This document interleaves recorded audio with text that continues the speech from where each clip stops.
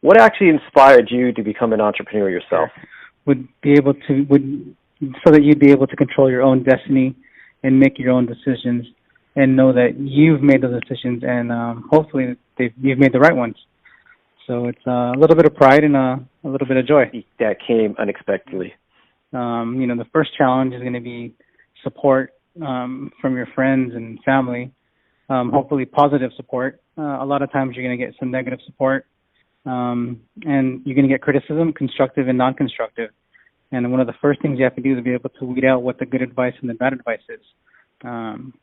Unexpected things happen, and you just have to deal with it.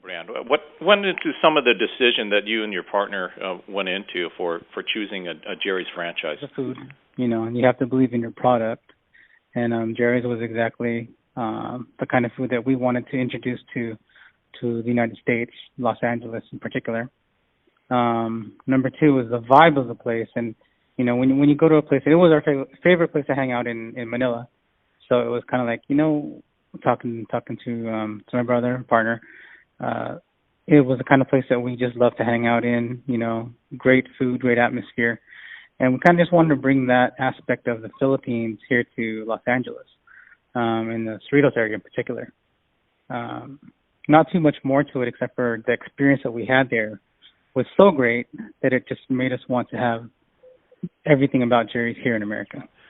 What's your own personal preference for raising capital? Do you prefer SBA, getting investors, or even having shareholders, and why?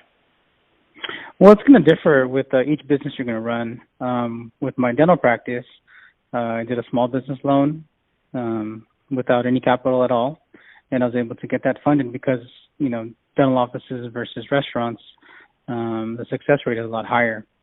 Now, when it comes to a restaurant of the Gerry size, initial cost, because we did a ground-up restaurant, was more than $1.5 million. So SBA loans were kind of out of the question at that point because it was an unknown brand, especially here in America. And so we went through the route via partners and different shares. And investment-wise, it was a cash investment on everybody's part. And with the amount of money we invested in there, it was going to have to be a cash-only basis. You started up a place, speaking of vibe, you had one of the coolest vibes in Cerritos, not too far from Gerry's Grill, over on South and Gridley, pretty much in the center of all the action over in Cerritos. It was called HIWA, and it went off for how many years?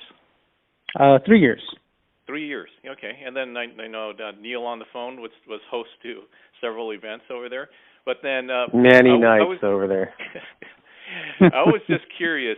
Can you share with the listeners why you ended up closing it, and what were some of the lessons that were learned?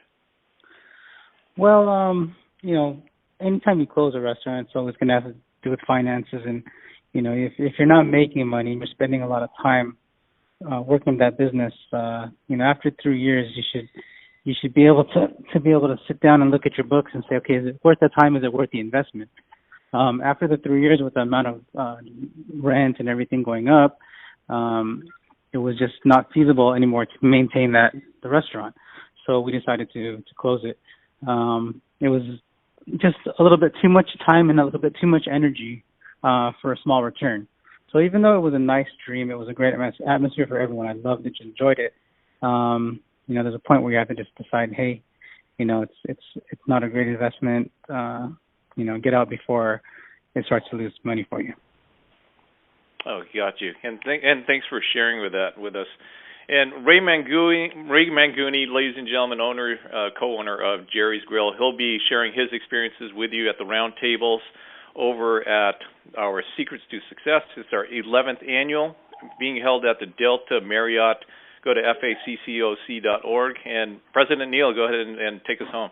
Thank you, Edwin. Thank you, Ray. And ladies and gentlemen, once again, just want to echo the sentiments of past President Edwin Baloloy. Definitely be there. You'll get to meet all these wonderful participants and people in person, entrepreneurs in person. They have some great tips for you. And at the same time, if you want to be an entrepreneur or you are already, they're going to give you their secrets to success. We'll see you then. Okay, thanks, Ray. Thank you guys for having me. I'll see you guys on Thursday. Thanks.